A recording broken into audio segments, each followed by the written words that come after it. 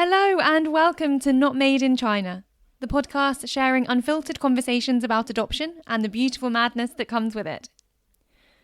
I'm your host, Shaosheen, and today I'm joined by Emma, a Chinese-American adoptee who grew up in California. We talk about her early experiences growing up adopted, the environment she was raised in, and when she first started to become more aware of her identity. We get into some of the moments that shape that awareness, from things like school and puberty to noticing how others perceived her as she got older. We also talk about the role her parents played in connecting her with her culture, what did and didn't resonate at the time, and how her perspective on all of this has evolved.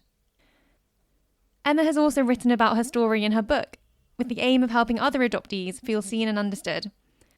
As always, we have a lot to talk about, so let's jump into it, and I hope you enjoy eavesdropping on our conversation. Welcome to Not Made in China, Emma, and thank you so much for joining me. Oh my God, thank you for having me. I'm so excited, and I've actually seen a few of your episodes too, so I'm just excited to join the conversation. Oh, thanks so much. And to kick things off, I'd love to know where you were adopted from and when you were adopted. Yes, so I was adopted from, my original town was Hubei province, like a very small town, and then my parents adopted me out of Wuhan, and I was abandoned when I was 3 months old, so December of 2001, and then officially adopted March of 2003. And where did you grow up? I grew up in a town, or actually, I would say a town called San Anselmo, which is in Marin County, which is right outside of San Francisco. So the Golden Gate Bridge on one side is San Francisco, and on the other side is Marin County. And how was it for you growing up as a Chinese-American adoptee? I think a lot of people think because San Francisco is so diverse. San Francisco has a huge Chinese community, but Marin, it's almost like the bridge separates the two. So we call it Marin County. It's technically a county, and I grew up in San Anselmo, but Marin kind of all jumbles together. And in that county, it's just a suburb of very white. It's like a very white community. So it was very interesting growing up there. And like I've told you in the past, I didn't really overanalyze it though, as a kid. I wasn't look at this, I'm the only Asian kid. But if you were to overanalyze it, yes, in most of the rooms, I was the only Asian kid. I only basically had white friends. And so I basically feel like I grew up white. I literally feel like I am white, but in an Asian person's body. It's so understandable if that's the culture and the people you're growing up around. And did you ever notice that you were different, or did you ever feel different, or is it just more you would just grew up in this environment and that's just how it was?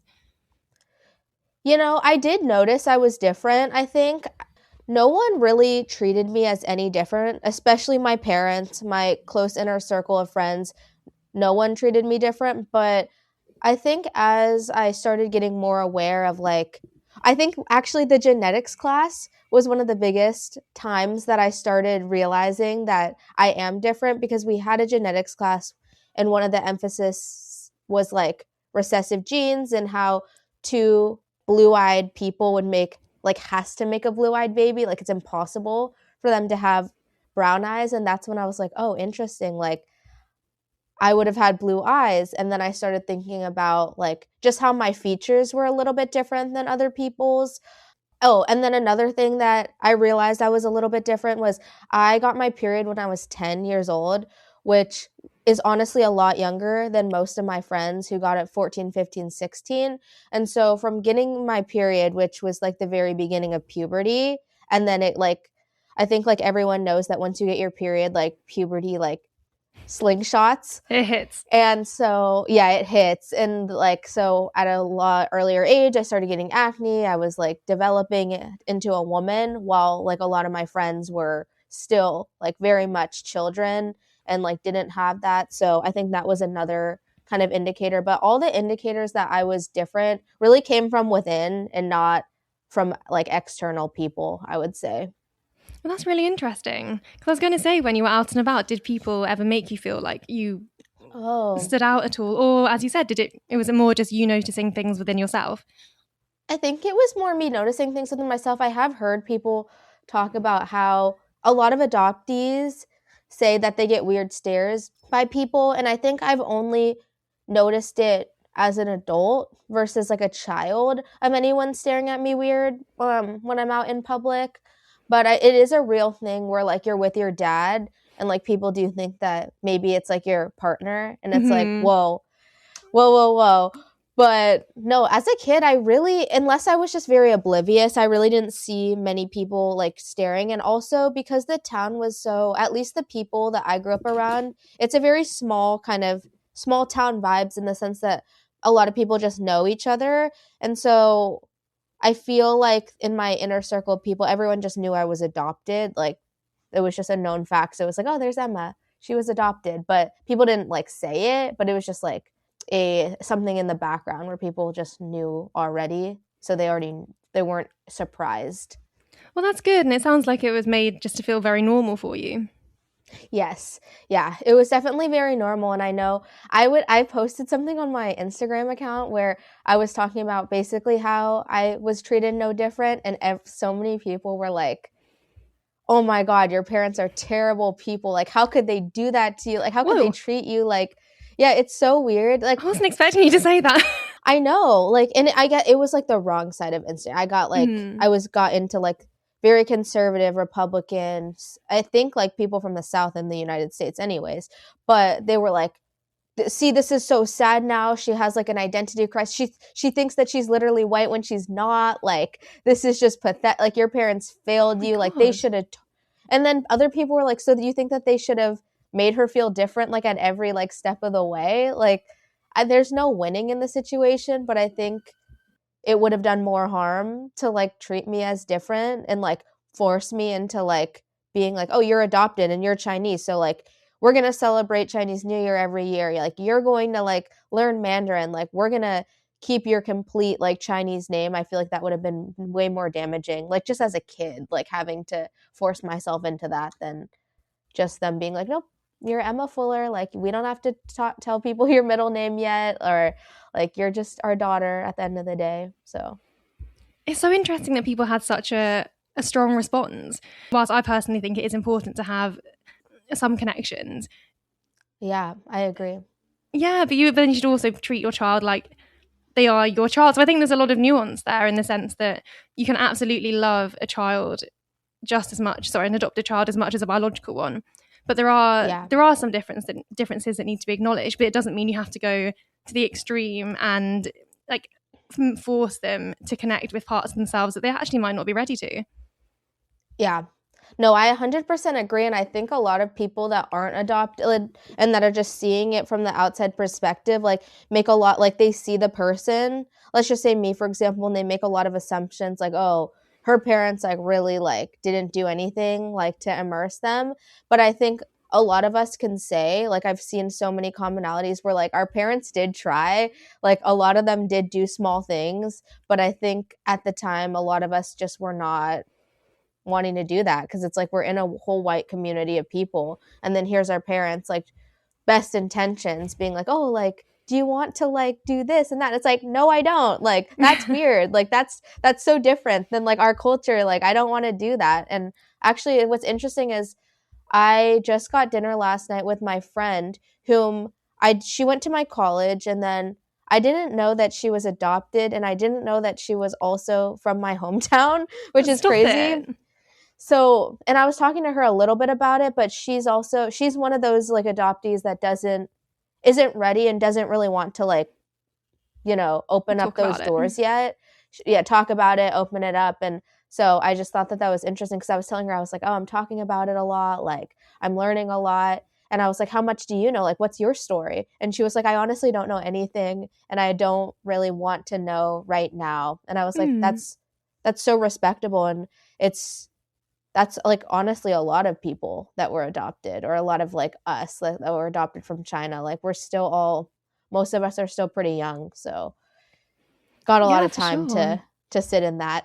We do. Yeah. And there's no like right or wrong time to want to reconnect with your culture or learn more about your adoption or just kind of process that. There's no set timeline. And I feel like it is important for us all to be able to do that as and when feels right for us. Going back to the comments that people were making regarding your parents and cultural maintenance, I think when people say, oh, they failed you or they should have done more, they haven't even asked what they tried to do. Because as you were saying, chances are the parents are trying damn hard to connect their kids to their heritage, but they're just going, I don't want any of that. I want to fit in with my friends. Yes. So I'd love to know what kinds of things your parents did try to do. Yeah, that's a great question. And I made a video right after that because I was like, I literally kind of said the same thing where it's like, no one even asked, which is just crazy. My whole life, I would say my parents adoption was always part of my story. Like, it was never anything that they like glossed over. I was always an adopted kid. And I do know people that their parents didn't tell them until later. So that wasn't the case for me. Like, I knew immediately. So when I was younger, first, I grew up doing this family camp. It was the Children's from China camp. It was a big like network in the area where you were like with a smaller group of people, like 5 or 6 families, but it was all in one campground. So it was like hundreds of like families that adopted from China. So that was something I was forced to do every year. I appreciate it now. Back then I didn't love it, and it was interesting because I didn't feel like I really like connected with like those adoptees, but it's a good thing. It's just good to know because it always kept me like that I am adopted, and they talked a lot more about like the one child policy there. Like there would be like a big group like welcome, and they would talk about like how, you know, we're so like grateful that everyone's here and like that you guys found your families. So that was one thing. And then they enrolled me in Mandarin lessons when I was quite young. Like it was like private Mandarin lessons, and I would literally like sob until they had to like just cancel it. Like I was like, I did not want to do it. Like I don't know why. It wasn't even anything that deep. I just like didn't want to sit there and learn a language that was very difficult. So that was another thing that they really tried to do. And then celebrating Chinese New Year a lot when I was younger. I had a Chinese New Year outfit. I obviously just wanted the money out of the envelopes. And I've always loved lion dancers. I don't know why. I think that they're very cool. We have like Chinese antiques around the house, like small stuff like that, because my mom's parents like always loved Chinese culture and never had any connection to it, but they always had like random Chinese antiques everywhere. And then lastly, going back to China when I was 12, we did like that whole trip back to China. It was like where you're with a whole group of adoptees traveling around China, and then the end was like when everyone split off and like went back to their orphanage and saw their finding spot. And it was cool because I guess it's like China like made it a big program basically, because it just seemed very like structured, and like all the orphanages like came prepared. Like everyone had the same banner that they would print out that like said our name on it. Like they had my files pulled aside already before I came. We had a big like dinner like or lunch or something, and then the director of the orphanage was like filming. There was like cameras everywhere.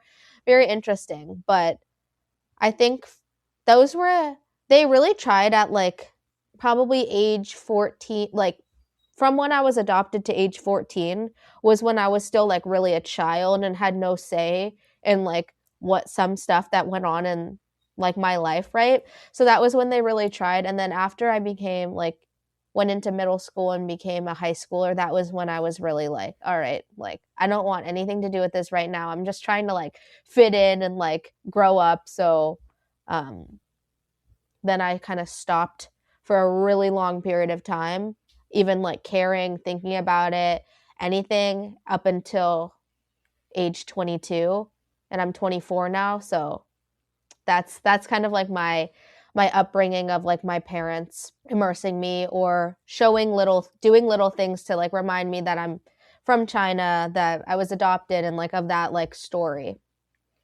I mean, I think it's amazing that they didn't make you feel any different in the sense of they loved you just as much as they would love a biological child, but then they did very much acknowledge that there actually is a difference and tried to embrace that in such a beautiful way.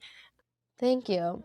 It's funny just because a lot of these people that comment on it, it's like, I don't even think you know anyone that's like adopted. I don't think like you're even close to, any people that were adopted, let alone adopted from China, and you're not adopted. So it's like, I don't know like, you can say your opinion for sure, but it's like, why do you care? Like, at all? Like, it's funny. So true. Just get a hobby, get your own life.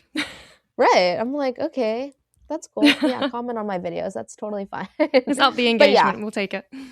right, exactly. But yeah, they definitely, I think that they, for me as an individual, they did like a very, very perfect job of like balancing it. Because again, like as a kid, you don't have a big choice. It's not that deep.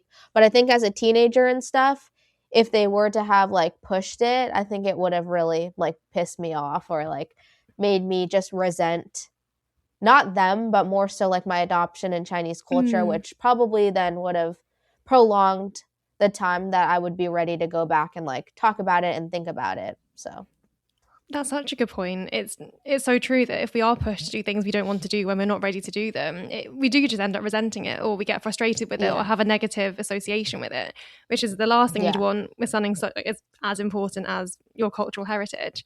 And do you feel that it was less of like less of a rejection of your culture? Was it more just you had different priorities, or like how do you see that? Yeah, I would say definitely like as like a teenager, so like anywhere from like 12 to 22, which I know that's not a teenager anymore.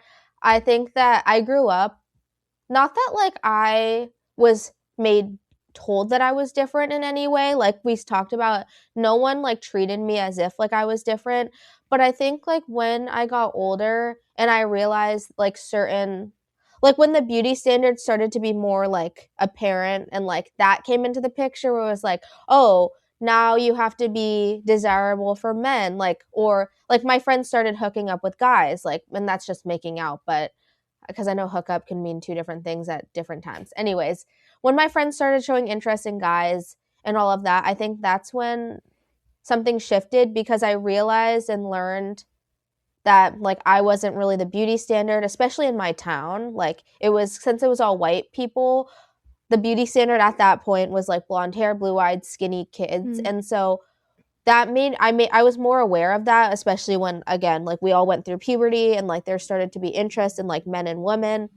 And that was when I really was like, okay, I'm different and I'm not like very attractive. And I think I was like really insecure with myself, like as an individual, like all like all like the stuff that comes with just, you know, being a teenager, plus on top of that being like someone that does look different, someone that didn't feel like super desired by men. So I think that I never like really connected it until recently to like being adopted and like being Asian, but I think it really was like at that time I just was like, oh, I'm just ugly and like no one wants me. But now like analyzing it a little bit more, it was more so, yeah, like it did, I guess, me feeling like I was different and me feeling like I wasn't like attractive. I think that played into like, okay, like why would I want to like go and like dig deep like on my heritage or like like make it more known that I was different, I guess, or that like I wasn't desirable. Because again, all I wanted to do, like in high school, all you want to do is like fit in, or all, I guess my priorities in high school were just trying to get like the best grades possible, trying to prove that I was cool and whatever that meant, like drinking, smoking, and hooking up with boys.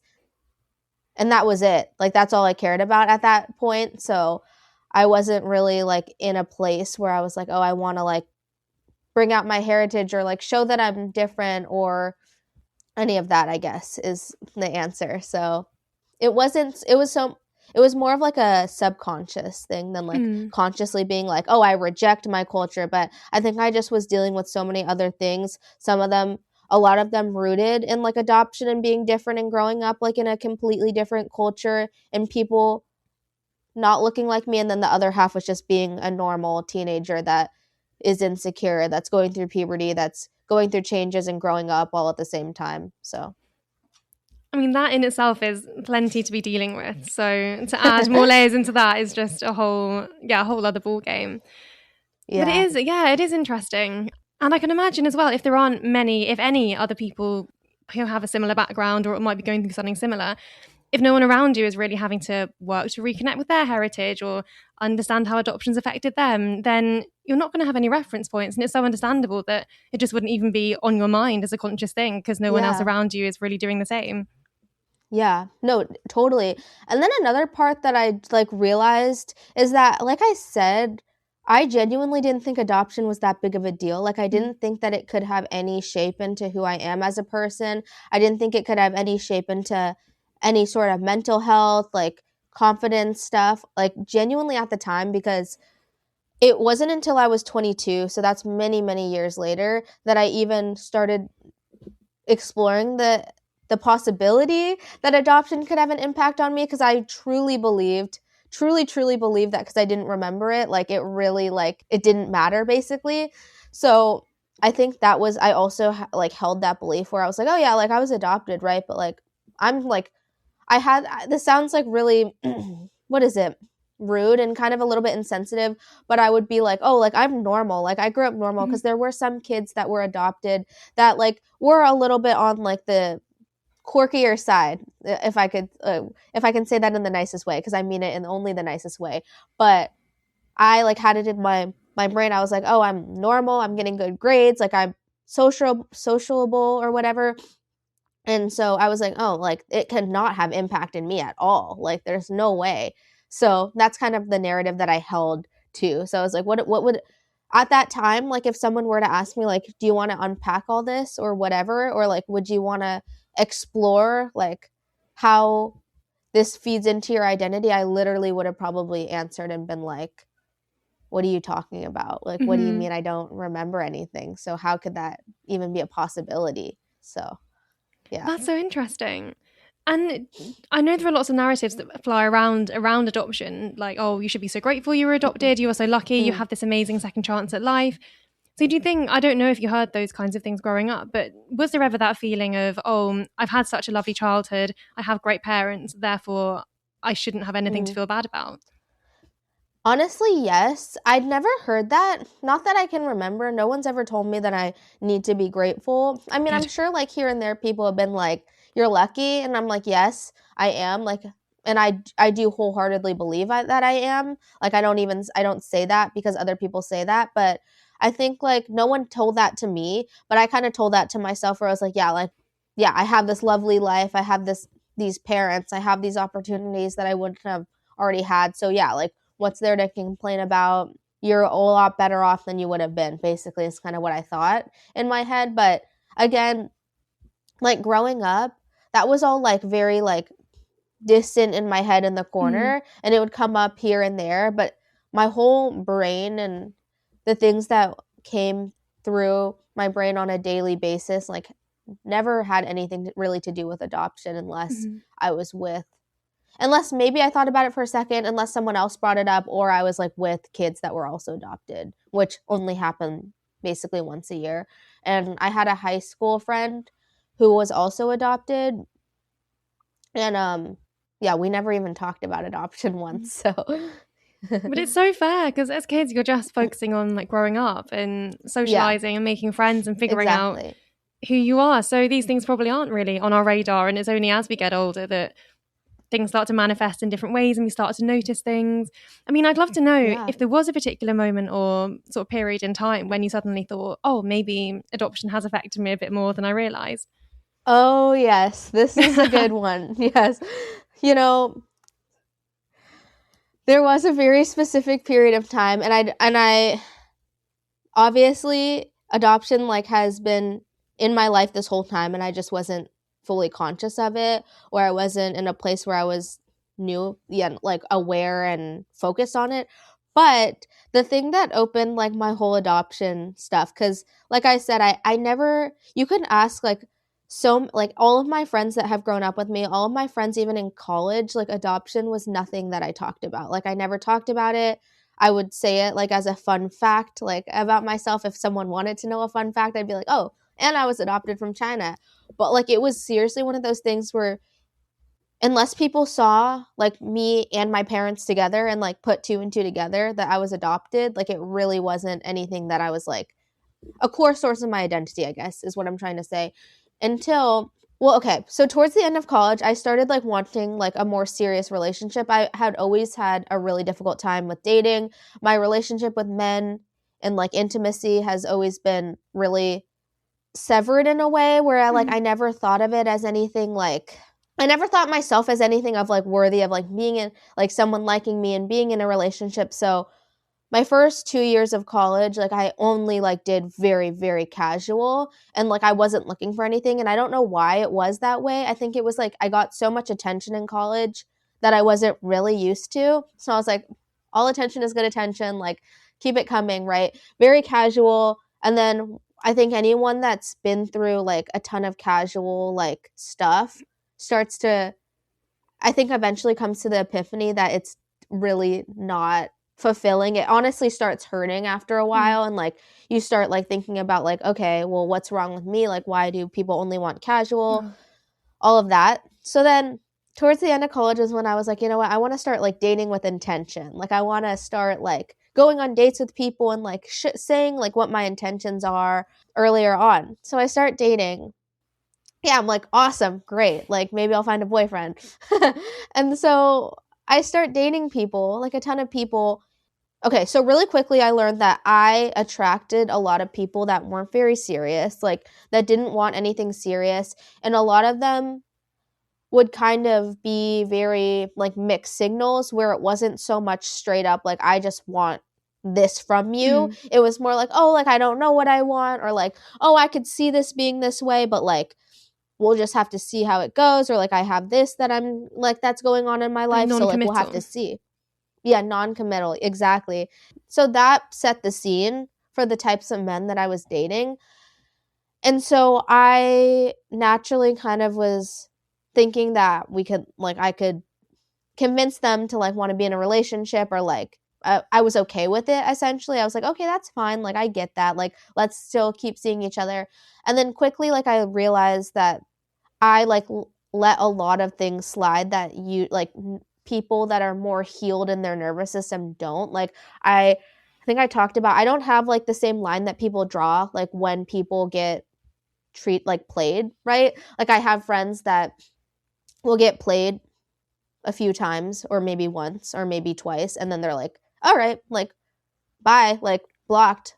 But for me, because I think my nervous system is like so because of the earlier side of it, it's not as like healed and it's more like it has a warped sense of like safety and stuff. It I didn't have that natural kind of like way like ability to walk away. So, I guess to get to like the point of all of it, I was seeing someone that just was all of what we talked about, and I really like what the breaking point was is that I continued to see this person who didn't really treat me well, sent me mixed signals, really just an awful situation overall, and I felt like I didn't have the ability to walk away from it. Like I would talk to my friends and be like, this makes me feel awful. Like I'm crying. Like this sucks. Oh, bless you. But then like he would text me and like immediately I'm like, oh, let's like it's just this weird sense like thing where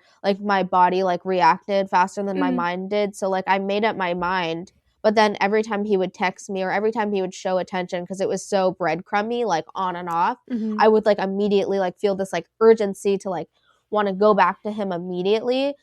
And that's when so I felt like I had a lack of control over like the situation, and I was like, what's wrong with me? Like this is crazy. Like I don't see a lot of my friends exhibiting these behaviors where they like don't essentially don't have like a very strong sense of self-worth, where like they'll keep going back to people.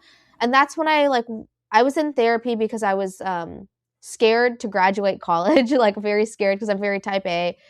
And so I was already in therapy, so I started talking to her about like this, like that situation in particular, and how I felt like I didn't have control over myself and I didn't feel good, and that I would be really anxious over like really small things, and that it would be easier to just walk away, but I don't know how, or like I felt like I couldn't physically. And that's when the adoption stuff like started pouring in of like, oh, like have you ever heard of like that, like what she was like, what was your story? Told her like that I was in the orphanage for over a year, abandoned as a baby, and she was like, did you know that that type of like beginning could really impact like your adult relationships in the sense of belonging, self-worth, attachment.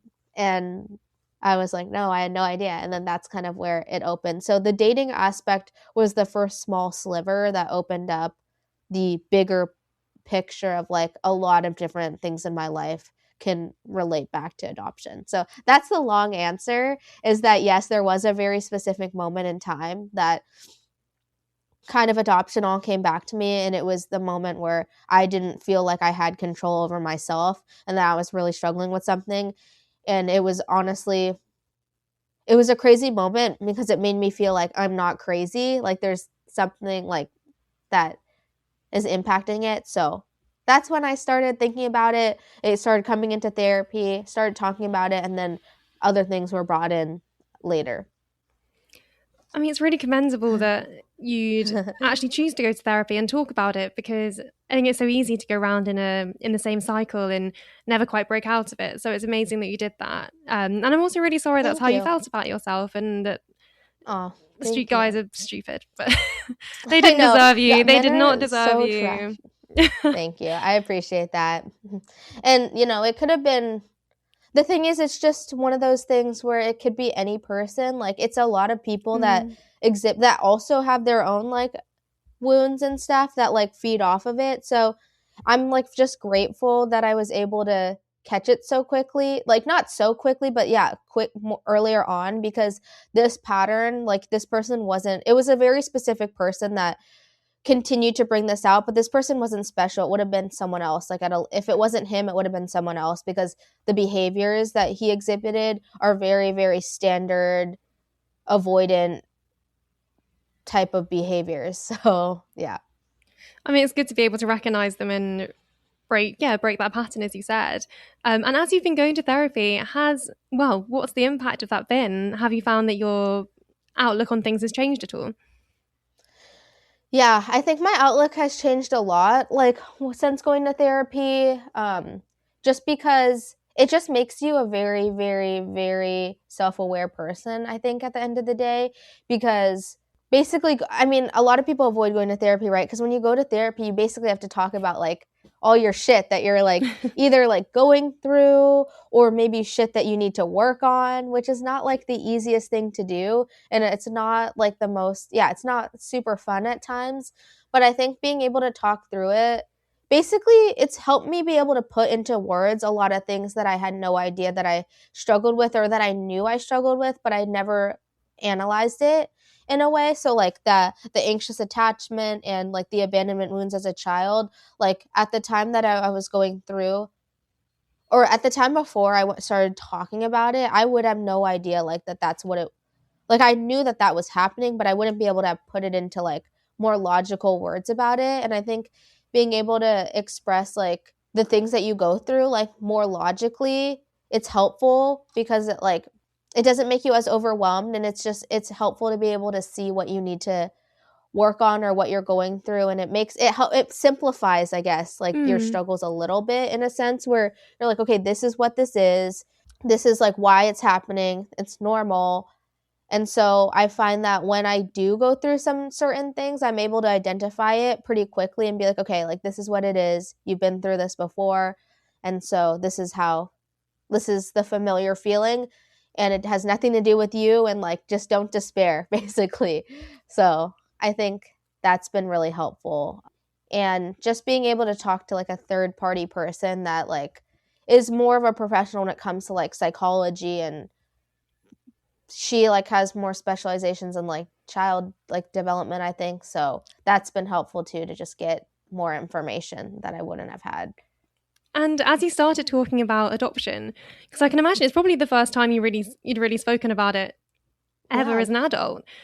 How did that feel for you? And did more things come out than you were expecting?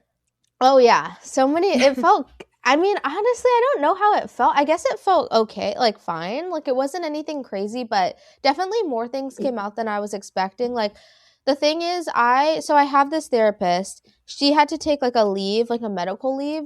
So because I was mainly like when I was talking to her, it was like only kind of centered around dating. So like she always like brought back to like adoption, right? But it was more like, what are the tools you can use, like you're good enough, like that type of positive reinforcement instead. And then she took a leave and I had to go to another therapist, and the other therapist was basically asked me like what my whole life story was, and I like told her, and then that's when she started like connecting so many other like aspects of my life that I had no idea like really would connect to adoption. And so I think that when that happened, it really clicked that like I am the person I am because of my adoption, which is a really strange identity shift, being someone that never thought adoption impacted them to like realizing that so many at least struggles that I faced in my life like have to do with adoption, or like personality traits could have to do with adoption, and just being raised in a completely white community. So I think it gave me a way better understanding of myself as a person, because I've always felt like I understood myself, and I've Mm. always known who I am as a person. Like I've been very clear. Like I've always had it very clear that this is who I am and this is what I stand for and this is this. But I never was able to find the foundation of a lot of issues that I face. Like, for example, like eating disorders, and like I put myself in pretty unsafe situations as a younger child, and all those like weird things that like I honestly was just like, oh, it's part of growing up. But then when I think about who else has done the same things, it's a smaller list of people that I know. And so being able to like tie that to adoption and thinking like, oh, well, not everyone was abandoned as a Mhm. baby and then lived in an orphanage. Okay, cool. So again, you're not crazy, and this is like honestly very like comforting, I guess. It really sounds like you've been able to identify the patterns and just learn to name what's going on and notice what's going on before you kind of enter that like spiral Trying mode. trying to. Yeah. I mean, Yeah. it's all a process, but it's great that you're doing it. And it sounds like you've come such a long way from when you started. Yes, thank you. I appreciate that. And yes, I do feel like I have come such a long way from it. And especially because, as you know, or maybe you don't, like I've just finished writing my book on like my experience, like as like just my personal experience as an adoptee. And like that is like basically because I'm as a 24-year-old, this is just the book is like a snapshot in time. It's not like a memoir where I'm like talking like life story, but I was able to put everything ever like into words, and then all of that like was connected to my adoption in some ways. And so it was a really, yeah, I feel like I've been now I've from my whole life up until this point, like knowing that life is going to change and evolve, like, but I feel like from this point I've kind of been able to really pack up and wrap up in a bow kind of everything that I've been through and where it's come from. And it's given me a really good idea of like, okay, this is where I'm at now. And like, these are the things that I struggle with, and these are what I need to work on, and all of that, I guess. So I feel like I have a really good understanding of myself at this point in time. But again, I know like when I turn 25, 26, 27, more stuff is going to come out. But as a person at this point in time, like I feel like I have it figured out. That's Maybe I fantastic. don't. No, but it's such a great place to be. And you're right, we just have to take these things one step at a Yeah. time. But in terms of your Yes. book, so remind me what it's on. So is it about beauty standards, or is it more around your story as a whole? It's more around my story as a whole. It's like basically I talk about it's my story but more towards adoption, right? Like I try to tie most of it to adoption. So I talk about like my childhood, college, and then so that's like the first kind of half of the book, and then the bigger chunk of the book is like basically everything I talk about, like my analysis on like my self-confidence, like eating disorders, love, identity, like every basically where I stand in all of that, and like kind of what my thought process is on it. Um and then the end of the book is just like about like how I feel knowing it all now, because again, I think a lot of people like because a lot of my friends, this is just all really weird to them because this has never been part of my identity. And I think that I've only created this narrative in my head of them kind of being like, oh, this is just like a phase in her life where she has to figure this out now. And like, it's one of those things where it's like, this has always been the case. It's just I've never spoken about it. I've never been so intentional with learning about it. But like everything that I talk about in the book, like adoption has always been my life. And like these struggles that I'm just now talking about now, like have always been a part of it. I just haven't really spoken about it. And to be quite honest, like not even like, I haven't even thought about it that much in my head, like growing up. So it's kind of like an analysis on that and just how it's impacted me today.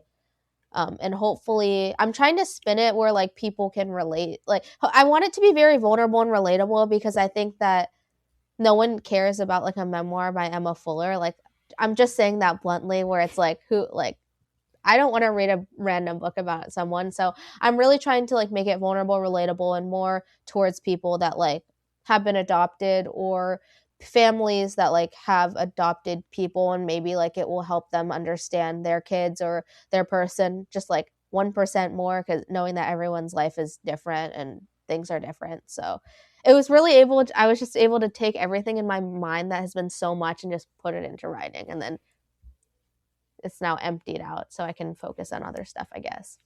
I mean, it's such a huge accomplishment, so congratulations. Thank you. Oh, thank you. I appreciate it. When does it come out, or where can we find it? What's it called, or is that all like TBC? Honestly, so I just finished writing it like literally last week. I just hired an editor, like a developmental editor, because I just don't have full confidence that this is even like written in a way that would be intriguing or anything like that. I just wanted to put my whole truth on the paper. So she's going to have to go through and like edit it, go through all the parts and see like what makes sense, what's intriguing, what maybe we should cut out of it. And then once that's done, and in that time, I'm going to make like the cover for it. And then after that point, I'm going to self-publish it. And then probably it will be on Amazon. Amazing. Because I think, yeah. So I don't know. I don't even know, because I don't, it's hard for me to comprehend other people reading it besides people that I know right now, because I feel like no one cares that much about it. But if people want to read it, it will probably be on Amazon. But for the most part, I think I'm just going to give it to anyone in my life that like would want to read it. So oh, I'd love to buy it. So please let me know. No, you don't have to. I'll send it to you. Thank you. I appreciate it. That's very sweet of you. But I think it's such a huge accomplishment. And I know you said, you don't really like, why would people be interested? But there are so many reasons why. And I think your story and everything you've been through, it transcends adoption. It's about like identity and belonging and learning about yourself and mental health and all these things that so many people can relate to. So I feel like by reading that, you'll make so many people feel seen. So that's a really huge thing you should be proud of. Thank you. I appreciate it. Thank you. How was it actually writing it? Was it quite a therapeutic process? Yeah, it was very therapeutic. It was honestly really like a lot more tough than I thought it was going to be writing it. Like not tough in the sense of, in both ways, but it was tough in the sense of being able to the beginning part of my life where I talk about like different aspects of my life, like childhood, that was all easy because it was almost just telling stuff that happened. But like having to think about like the deeper picture, connect it to a theme, and really write down stuff and actually full-heartedly believe what I'm like, everything that I'm saying is like exactly how I want to say it. That's was really difficult, because being able to say it in a way that's full-heartedly feels like me and feels like exactly how I feel, and then also thinking of how I'm saying it that makes sense to other people was really challenging. And then writing it, like I was reliving everything. It's almost like I've never done EMDR, so I don't know, but I would imagine it's kind of like EMDR where it's like reprocessing stuff, because I literally felt like I relived a ton of like everything that I've like been through. And then also some of the stuff that I wrote about I've never spoken about before, like really ever. Wow. And so it's been a very vulnerable process. I feel like during the time of writing it, became like extremely vulnerable, like to a lot of different things that like felt very old feelings of like very sensitive. I like distanced myself from quite a few people during that time, like, and I don't know why. Like the whole time I was writing it, like I felt like this feeling of unsafe like come back into my body, and like I felt like I couldn't talk to like a lot of people, and like I didn't want to talk to a lot of people, and like if people asked me like what are you like writing about, or like what are you up to, it felt like too heavy. I don't know why. Like it was such a weird feeling like to do that, and then feel like I didn't realize how much it would impact me like in my everyday life, like writing it, because I thought that this was all like I don't know what I thought I was going to expect, but yeah, it was really difficult, I guess, like writing the analysis part of it, but very therapeutic. And it just like gave me the time to like sit down with myself and think about everything and write it in a cohesive way. And it really helped my brain too, because I would write things very scrambled at first, then I'd have to go back like 10 times and like reread it, rewrite it, reread it, rewrite it, and then reread the whole chapter and then rewrite it. So there's just so many like processing, analyzing, so it was great, but it definitely took a lot more of a toll than I thought it would. I posted a video on my TikTok where I was just crying for no reason. Like that's literally like one of the moments like of just like I don't know why I'm so emotional, like over nothing happened. So I don't know if that had anything to do with the book or reprocessing it, but it was a really great experience, but definitely very emotionally like tolling and draining on me as well. I mean, that's so understandable, because I guess you are reliving it all, and if it's one of the first times you've really processed it since it happened, it must, maybe your body's like, oh my god, this is the first time we can actually really feel what happened. I don't know. I mean, that could be completely wrong. It might be. No, I think it's that. And like I said, because I like talk in the book that I'm like walking and running at the same time, because it's not like I went through all this and processed it first and then wrote about it. Like I was really like writing it as I'm like thinking it. Like everything was like very same time thing. Like I like part of writing it was like bringing out other stuff like in things in my mind that like because I wrote this, this came to my mind and stuff. So it was really walking and running at the same time. It's a perfect way to describe it. Yeah. I can imagine if all this stuff happens, especially around adoption, so much of it happens when we're so little. So we don't have the words to articulate what's going on. We're not old enough to understand what's going on. So that must all be like held in our body until at some point in our mid to late 20s, we decide to go to therapy and we decide to process it. And then it all kind of comes out. So going to therapy and writing this book, as you said, must have been a really vulnerable time for you, and it must have brought up a lot of unexpected emotions and feelings you might not have even realized were there. Exactly. Yeah, you said it perfectly. Yep. That's exactly how I felt. And I still feel now that someone else, I just handed it over to someone else. Like I'm going to have to like reread it. I'm probably going to have to read the book like 5 more times before it's even ready for that. Because I'll have that, and then the editors, like I'll have line by line editors come in. So, I'm still going to probably be there, but at least everything is like on paper now. So yeah, it will be a process. I'll keep you in the loop. So going to therapy, writing the book, and I know you share a lot of your story on TikTok now as well. It's so much, it's brilliant because you're so open and so candid about adoption. And I'd love to know if, by talking about your story so publicly and by doing all this work through therapy, has that changed the way you see yourself, and has it given you more of a sense of self-worth? Because I know you said you kind of struggled with that growing up.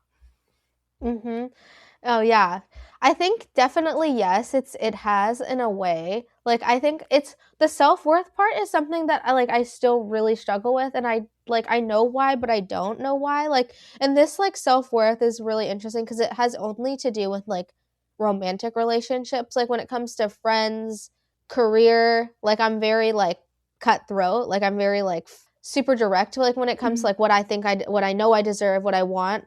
But like with men in particular, it's like always been something that's really difficult, and I know why, but I don't know why. I haven't fully figured it out. But I would say through talking about like adoption and writing it, it's given me definitely a stronger sense of self, like in general. I think that going into like new relationships and stuff in the future, I think I hope that I come across more healed, because I definitely do feel more healed as a person, because I think like self-awareness is the first step, and then really like working with like what you're going through so you don't project it on others like is like a huge thing. And I think that that's really something that I've really been doing these past like few years. But yeah, it's been very interesting, because I almost feel like it's safer for me to just talk to like a screen and people that I don't know than like my friends, because I don't talk to my friends about this because I just don't feel comfortable. I don't know why I don't feel comfortable, because these are people that like support and love me. I just don't know if like I feel like they don't get it, like even though I haven't given them like a chance to get it. But through talking about like through writing where it's like no response, like no one's responding, like that feels safe. Therapy feels safe, obviously, and then just like talking about it to people that like I don't know, like for some reason I feel more comfort in that, because I think that while writing that book, like I just needed to talk about a few things like to someone. And like therapy is like once a week or twice a week if I want it to be. Like it's only like 2 hours in a week, so it's like where else can I like talk to people? And like my friends, again, like they're like I love them so much, but it just for some reason I don't feel like fully comfortable like expressing all this. So that's where I turn to my TikTok, where like I just kind of talk like because I just don't know. I have this weird thing where like I'll talk about it and I don't realize like that people are really gonna watch it. So then when I do get like responses from people, if I do, or like messages, I'm like very surprised. I'm like, oh, you saw that? Like I'm so like I honestly low key sometimes feel like I'm just posting this to a private account where no one's viewing it. And it's been cool. But and it's been cool to see, because for the most part, like a lot of like positive re-encouragement of just people like adoptees like us being like, oh, what you said is really relatable, or like a lot of people will be like, what you said is something that I was never able to put into words before. And that's like a huge part of what I'm doing, is like putting thoughts into words like in my book. So that's been like really fulfilling to see that. But overall, like it's just, yeah, it's all just my way, I guess, of processing all of this like live. So yeah. But it's amazing that you're doing it. Thank you. And it is just an ongoing process. And it's also totally understandable that, you know, you might not want to talk to everyone about your story. And I think you know in your gut when it was the right time, because it is a lot. And I feel like if you do speak to people who haven't been through it then, or haven't been through it with you, it's a lot to explain, especially when you're still processing things and you're still working through it, and then having on top of that to explain it to someone else, get them to understand, and then the idea that they might then have questions that you might still be working through. I don't know. Maybe I'm overthinking it. No, I think that that's exactly right. I'm like, yeah, like I don't like I'm not ready for the questions. That's the thing. Like I said, it's just when I'm talking to like a phone or talking to my Google Sheet, or I mean Google Doc, like it's like no one's responding. So it's like, but yeah, with friends too, it's, yeah, I've thought of that. And I think you said it really well, of like, they could ask questions that I don't know. And also too, like quite honestly, a lot of my friends haven't asked me about, like they've kind of asked me, but I never want to like, for some reason, I just feel so uncomfortable being like, oh, like, let's talk about this. I would only start talking about it if someone like was like, I want to know about this, like tell me about it, like, but other than that I'm not just gonna bring it up on my own, because again, like the unknown, I don't fully know the answer myself, or just like trying to explain something that I just know that they wouldn't understand. And even though they want to, like it's just for some reason, like I feel like sometimes I need like, if I'm talking to someone, I need like really straight positive like reinforcement of like, oh, I understand this, or I don't, which is another thing kind of about me. And so them kind of being like, oh, like that's great, or like whatever they would answer, and if I felt like, oh, they didn't fully get it, to me sometimes it feels a little bit like rejection, of like lack of validation and all of that stuff, where I know it's not that, but I'm very sensitive, I guess, like as a person. And then this time I'm especially sensitive, so explaining it to someone that you love and then kind of internally not feeling validated by it is like a tough thing that I don't really want to go through right now. That's so fair. That's completely understandable. And I'm sure eventually if you did really want to speak to them, I'm sure you would, and you do it in your own way, or you just know when like the right time for you would be. Yeah. And just as like a bit of a closing thought, If you could speak to your younger self, what would you tell them about understanding adoption and identity? And would you have any advice for them? That's a good question because someone else asked me this and I didn't know the answer to it. And I also want to hear your answer. I don't know if advice is what I would give, but if I were to talk to my younger self, especially the one I had really bad tantrums growing up, like really, really bad, like self-destructive tantrums,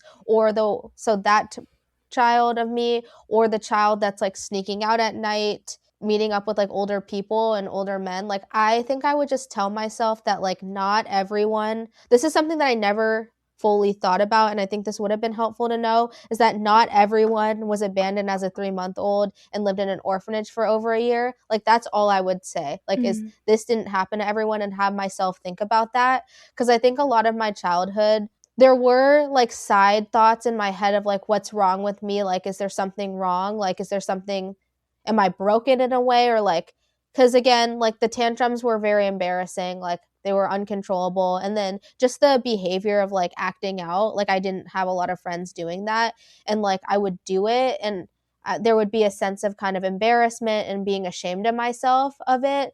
And I think that I just sat in that embarrassment and being ashamed, but I never thought about it more than that. And so having someone be like, not everyone had your beginning that you did, I think would have been really validating at that time. Like, nothing else besides just not everyone had that beginning. So sit with that and think about it. Yeah, that's probably what I would say to myself. Perfect answer. Thanks. But I want to know your answer as well. Oh, what's my answer? It's a hard one. It's a hard one, yeah. It kind of feels like end all be all like advice when it's obviously not. Yeah, I mean, kind of similar to you. I don't think I'd have any advice as such, but I definitely say just be open to your feelings around identity and adoption. Be open to those changing as you get older. Be aware that when you get older, different things will happen in life and they'll bring up different feelings, and you might start having to track things back and you'll realise that adoption's affected you a bit more than you thought. But just because it has, and just because you address that, doesn't mean that you are ungrateful for your childhood. It doesn't take away from any of the beautiful things that have happened in your life. It just means that actually something really complicated did happen right at the beginning, and now we're just going to start to unpack it. But go to therapy, it's worth it. And yeah, that's probably what I tell myself. Oh, that's so sweet. You can tell that to my younger child too. I will. Tell her I say hi. Yeah. Oh, well, thank you so much for coming on. It's been just really lovely to chat, and I appreciate you opening up about your story. Oh, well, thank you so much for having me and for preparing such insightful questions, and I'm so happy that we connected. After speaking with Emma, what really stayed with me is how personal and fluid identity can be, especially as a transracial adoptee. Not actively thinking about being adopted or particularly wanting to deeply connect with your Chinese side, especially at a young age, is certainly something I relate to personally. And this conversation reminded me that a lot of that understanding around identity develops gradually, and sometimes in ways that aren't immediately obvious. This conversation also highlights how easy assumptions from society, and sometimes even within families, can shape how adoptees see themselves, and why it's so important to make space for individual experiences. It's also clear why Emma felt compelled to write about her story, because these are the kinds of conversations that help people feel recognised in their own experiences. If this episode resonated with you, or you know someone who might need to hear it, feel free to share it with them. We release new episodes every other Tuesday, and you can follow us on Instagram and TikTok at Not Made in China Podcast. You can also follow Emma at Emma Ming Fuller, all one word, across Instagram and TikTok. She posts some great content, so you don't want to miss it. As always, thank you so much for listening, and I'll see you next time.